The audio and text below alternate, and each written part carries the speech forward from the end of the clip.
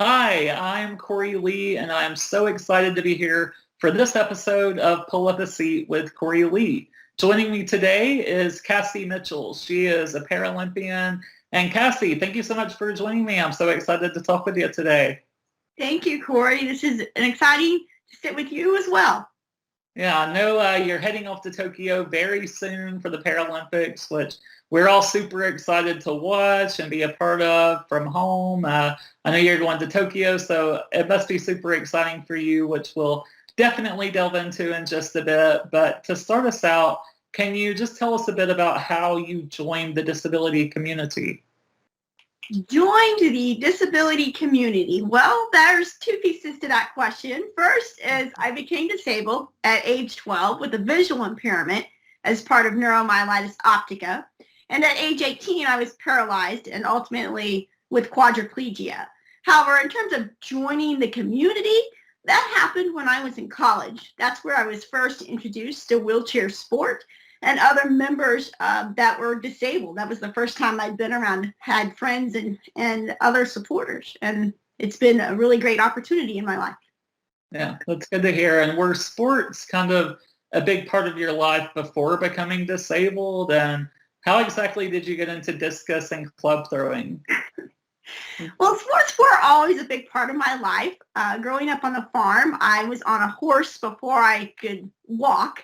And so I started with equestrian, then I moved into track and field, and I had a college track scholarship before I became paralyzed. And after I was paralyzed, I was roaming around on the campus of Oklahoma State University and pushing in my manual wheelchair and a member of the coaching staff. We were one of 8 schools that had a wheelchair athletics program. And said, hey, you look like you're pretty agile in your chair. Would you like to come out and join us? And I didn't even know wheelchair sports even existed. So that's how I got started, was on my campus team.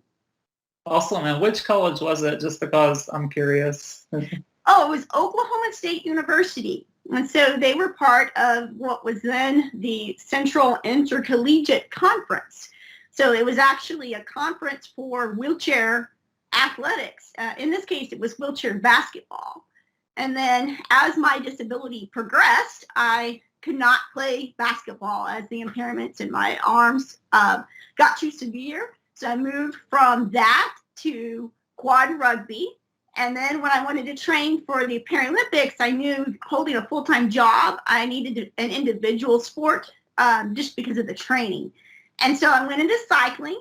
But then they pulled quad cycling off the 2012 Paralympic program. So then I went to track and field, and that's how I ended up in the discus and club throw. That's what's left for quadriplegics with my impairment. Those are the only events remaining in track and field for my level of impairment.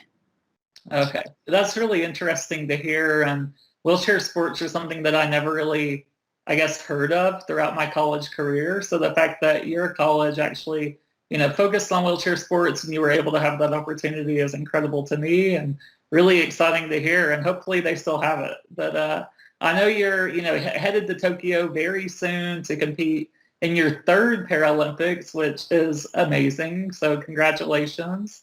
But when can we all watch? Do you know when you'll be competing? Yes. So the times change a little bit depending on TV scheduling and whatnot. But the day will be August 30th for the discus. I'm part of the F51 discus throw. F is for field event. 51 is the classification. We're classified according to the level of impairment. So that's a quadriplegic class. And for those of you wanting to understand how can a quadriplegic throw, well, you have impairments in all 4 limbs, but we use other assistive devices to help us be able to throw. So anyway, August 30th is the discus, and then on September 3rd is the club throw. And the club throw is the Paralympic version of hammer throw, and it's only for people who have impairments in all 4 limbs. So instead of throwing the javelin, which would be really dangerous for us because we don't have as good control, we throw the club. That's awesome. I'll definitely be tuning in, and hopefully everyone watching will as well. But, Tokyo is a huge dream destination of mine. It's probably in my top 3, and I actually had tickets to go to the Paralympics this year, but then Americans sadly now are not let in. So I had to postpone that trip, but I'm really looking forward to seeing, your adventures in Tokyo competing, but also aside from competing, I would love to know what you're most looking forward to while being in Tokyo. Well, it is a little bit different because of pandemic protocol. We will only be at the airport, in the village, and in our venue. We're not even allowed to go see other sports. So I would like to say that I'm going to be touring around Tokyo, but the truth is I'm really not. It will be a business trip. So I'm hoping to at least be able to see within the village, maybe some of the beautiful skylines I hear they have. The other thing about the Paralympics, and this was true in London and Rio as well, is meeting the locals. And while they unfortunately won't be in the stands as spectators, they still help us with drinks and providing like food in the cafeteria. And I really love the interactions with the locals and learning the culture. And I'll brush up a little bit on some Japanese so I can know a few words. But I think that's a really special part of the Paralympics is getting to know the locals. Oh yeah, definitely agree. I think that's the best part of traveling for anyone, is just being able to interact with the local culture, and hopefully you'll be able to try some good food as well while you're there. The Japanese sushi inside the village dining hall was quite good. So yeah, good reputation. We'll see. Yeah, hopefully so. And I know this is your 3rd Paralympics. You've previously competed in London in 2012 and then Rio in 2016. So I can definitely see that you are determined and have a lot of dedication to competing. But I imagine that the lead up to a Paralympics can be pretty brutal and strenuous. So can you, as someone that's not, doesn't compete in sports like myself, I'm really curious as to what that training process is like to even be able to compete in the Paralympics. Well, I think one of the big misnomers with the Paralympics is that we don't train as much or to the volume that an Olympian does. And that would be incorrect. We do have definitely more health issues, and I myself have cancer and chemotherapy in addition to my disability. So obviously that plays a role, but the volume of training is quite high. It definitely could be, in the 20 plus hour a week range just for on the field training. And then you have your cardio training, then you have your massage or your physio. And then you have like the psychological aspects of your training with your visualization or looking through videos of the training, and all those hours add up too. So it is pretty brutal in terms of that time commitment. And then I have a full-time regular job as well. That was going to be my next question, actually. So I was wondering if, being a Paralympian, is that your full-time focus, or if you had another job? So yeah, I can imagine having a full-time job and then devoting up to 20 hours a week to training. That's just wild to me. 20 hours a week just for the hardcore training, plus all the cross aerobics and all that, it can easily get to 30. But yes, I do have a regular job. Paralympic sport, at least here in the United States, it has not yet become something that is highly sponsored or where you have, commercial interest, unfortunately. In other countries, there are some where that they are able to do this full time, even in people who compete in my class. But here, yes, Cory, I have bills to pay, so I have a regular job, but I also really enjoy my regular job as well, which is as a professor, a biomedical engineer at Georgia Institute of Technology and Emory University. And so, yes, that's my day job, and then I train in the mornings and in the evenings, and then chemo and all those things come in between. Yeah, I'm not sure if we even discussed this already, but I actually live in Georgia also. So I'm in like the northwest corner of the state in a very small town, Lafayette. But Atlanta's like an hour and a half away. So hopefully we can meet up in person one day. Oh, that would be awesome. That'd be awesome. Yeah, and I hear that you actually have a motto that you live by, a quote. Can you please tell us what it is? It is never, never, never give up. And that is attributed to Winston Churchill. But I think it just really embodies kind of my attitude and my spirit and what I hope to project as a legacy to not just athletes, but everyone. It's important. Everyone has challenges in their life. Ours may be more physical than other like non-disabled community, but everyone has challenges, and we have to choose how we want to react to those challenges. And there's a few things in our life we can control, and that's our work ethic, our attitude, and our choices. And I think the never, never, never give up kind of embodies that, and it's just inspirational to work for continued improvement. Yeah, I love that quote. I think it fits you very well. I mean, we can see just from your determination that you radiate that quote. So I love it. It's perfect for you. And what is one actionable tip that you would give to young people with disabilities that maybe dream of one day watching the Paralympics? How can they get there?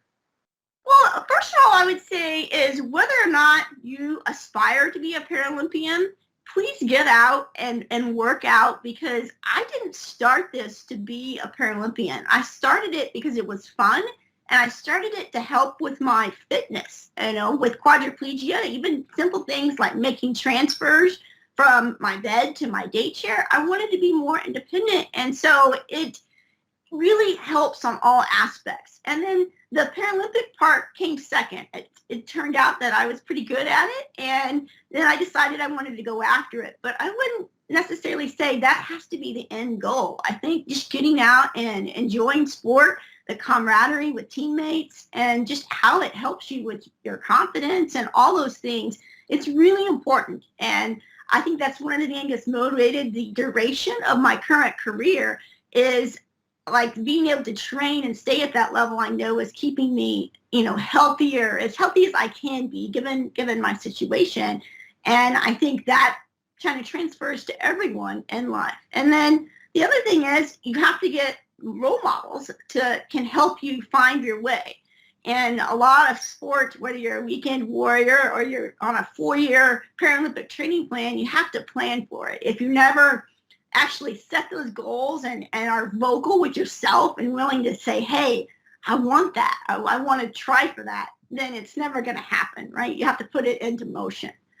Yeah, and following your motto, never, never, never give up.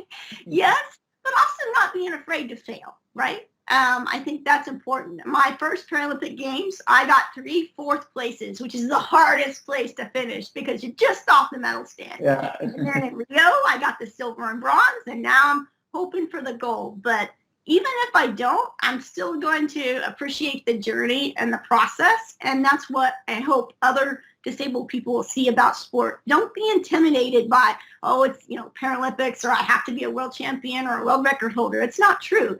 Just get out and enjoy the process and enjoy the journey.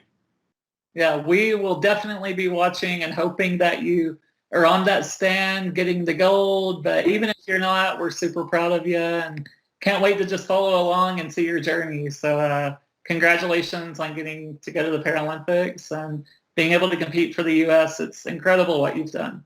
Well, thank you, Cory, and I wouldn't be able to have this opportunity without amazing support, and so I really want to thank all the supporters out there and inspire you all to cheer for Team USA. Let's go. Yeah. Let's go. And I do have 3 quick rapid fire questions. So okay. These are questions that don't necessarily have to do with the Paralympics or anything that we've already talked about, but just to kind of get to know you better as a person and just fun, quick questions. So the first one I would love to ask you is, what is your favorite travel destination you have ever visited and why? My favorite ever is the Cayman Islands because there was no one there, and it was the first time I had been scuba diving, and the first time I got to do something I wasn't in my wheelchair, so that was really cool. Awesome. I've not been to the Cayman Islands, but a place I'm dying to go to. So that's good to hear. And the second question is, if you could have dinner with any two people, who would you choose to dine with and why? Well, that's a loaded question, isn't it, Cory? Okay. To any two people, like a living or not, or We can say living or not. okay, all right. I would say Thomas Jefferson. I think I really admired him as a scientist and some of the things that he did as one of the founding fathers. And as a Christian, Jesus obviously is my number one role model. So I'll put that out there. Awesome. Good answers. And the last question I have for you is, if a genie granted you one wish, what would your wish be? One wish? My wish would be that, I don't want to say something like world peace or, like where everyone's like, of course, right? One wish that we could live life without regret, right? So that you don't look back and you don't have regrets, right? So, yeah. Perfect answer. And I think a lot of times we get hung up in our past, and yeah. That's a very fitting answer for you, and it seems like you don't live life with any regrets. So, yeah, thank you so much for joining me today. It's really been a privilege to just be able to talk to you about your Paralympic journey, but also your life and your disability. So, really looking forward to seeing what you do in Tokyo and following along. So, yeah, thank you, Cassie. All right. Thank you, Cory. And thank you all out there.